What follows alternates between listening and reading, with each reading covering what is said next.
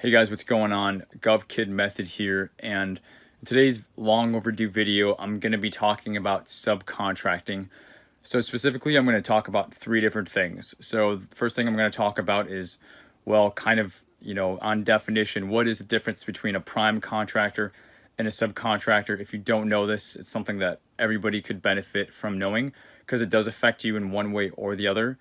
Then the second thing that I'm going to discuss is kind of how that translates to what does it actually mean? What are the inherent differences in being a prime contractor? What are the activities you do versus the activities that you're doing as a subcontractor? It seems like there's a lot of subcontractors that are watching my videos and they think what I'm saying applies directly to them, and it actually doesn't. What I talk about, everything is a prime contractor, so I'm going to kind of clear the air on some of the distinct differences. And then the third thing I want to touch on is if you are a subcontractor or if you want to be a subcontractor instead of a prime, and it's a very viable strategy. So then the third point, I'm going to talk about a way to market your business to kind of, grow your business and maybe get some work being a subcontractor in the third point. So if all that sounds good to you, let's get to it. Okay, so what's the difference between a prime contractor and a subcontractor? So as I said, a prime contractor is basically everything that I talk about on my channel. So a prime contractor is a government contractor that does business directly with the government. So that is the company that, is winning the bids. That when they win an award, they get a contract.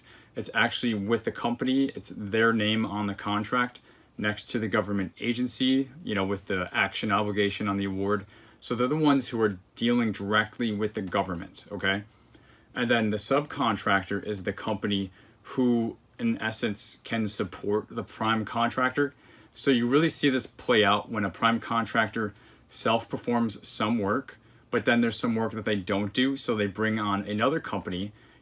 Some people will say, they outsource part of the contract, whatever you want to call it.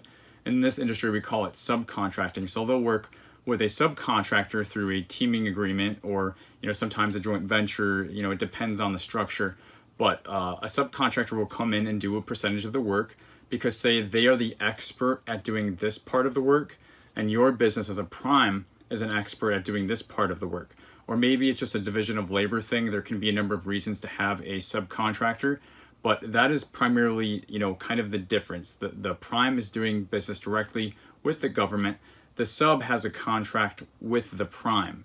So we're going to actually go ahead and get into more what that means in the second point in terms of the duties and the specifics. I didn't want to get too much into this point one. I just want you to understand that there is the prime contractor that's one-on-one with the government, and then the subcontractor backs up or works with the prime, so they don't have a direct link to the government. So I hope that's clear. Okay, so now point number two, how does this actually translate? I started to get into it a little bit. So a prime contractor, what are the specific duties? And then a subcontractor, what does this mean in terms of, trying to win work and win business? So a prime contractor, what this actually means, and as I said, the prime is the one who's actually doing the business directly with the government. The prime is the contractor who's on beta.sam.gov looking at RFPs and responding to them. They're the ones that are, trying to market to the government, set up capability briefings, go to GovCon conferences. They're the ones that are interfacing. They're the ones that have the business. They have the brand. The prime contractor is the one that's trying to establish that connection to win the contracts with the government. And then when they win a contract, it's up to them to manage the contract. They've got to meet the deliverables. They have to submit the submittals, whatever type of contract or industry it is. There's different requirements that you have to do once you win. But as the prime, you're the one who's responsible to do all those things. Also, billing out and invoicing, that all comes through you, not the subcontractor. Now, as a subcontractor, you may also be on beta.sam.gov. I know there are subcontractors that are also looking at quoting work, but it's because they're bringing it to a prime to say, hey, we could give you a number for this. We could give you a price. If you're going to respond to this, this looks like a good one. This is like where your no bid decisions come into place.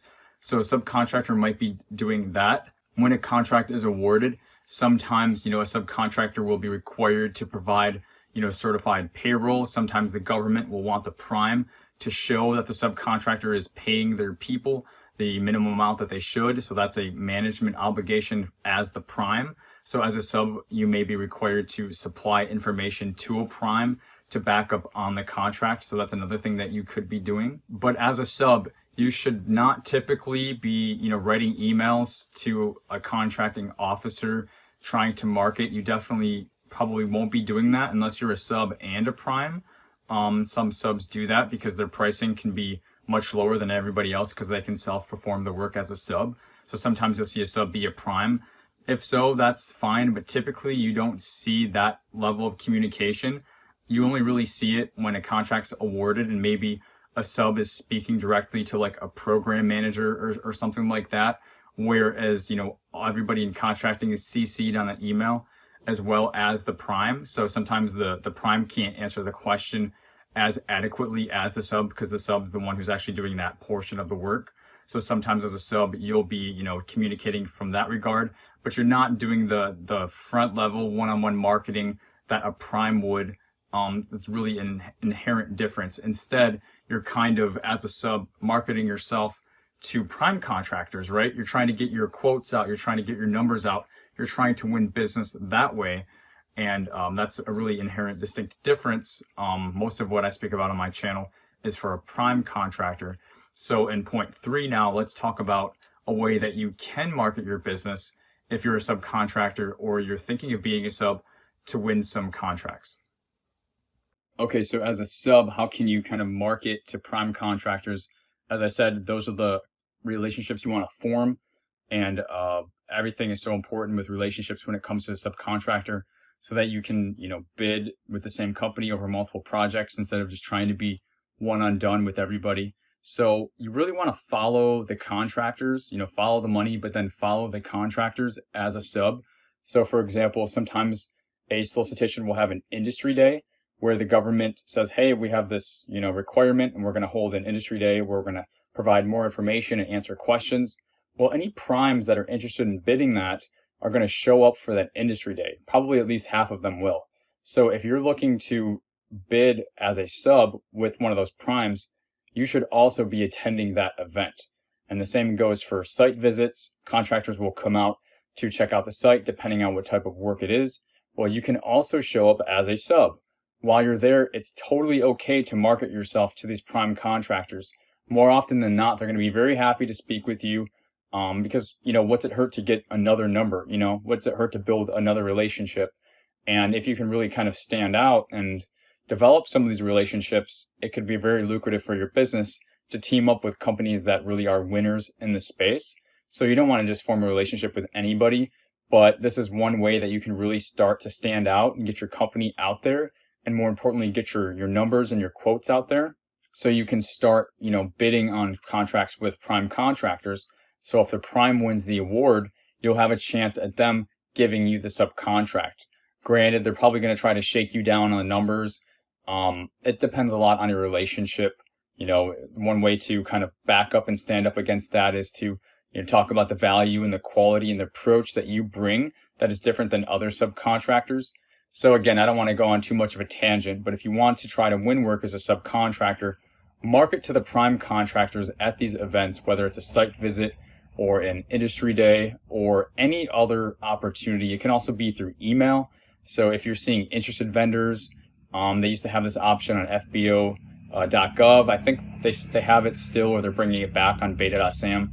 But you could reach out to those interested vendors that are, following a solicitation and market yourself to them. So those are just a few tips and strategies as a sub, because I know we talk about prime contractors all the time, but if you're a sub and you want to win work and you still want to do government related work, well, you're not going to be doing it directly for the government more than likely. Most often you're going to be doing it with a prime who's, a winner that's getting contracts. Then that's going to give you a subcontract off of what they've won as a prime. So I don't want to make this video longer than it is. I just wanted to share those 3 points. And this is, a long overdue topic, and I probably will do another video. This was kind of just touching the tip of the iceberg with subcontracting. I do have more to say. If you have any questions about subcontracting, put those in the comments. If you like GovCon and you're new to my channel, consider subscribing, because government contracting is all that I do and it's all that I talk about. Feel free to hit that like button. It helps me out a whole lot. And just stay tuned for the next video. If you have any video topics, feel free to add those in the comments as well. I do check those. Thanks for checking this out, guys, and I will see you in the next video.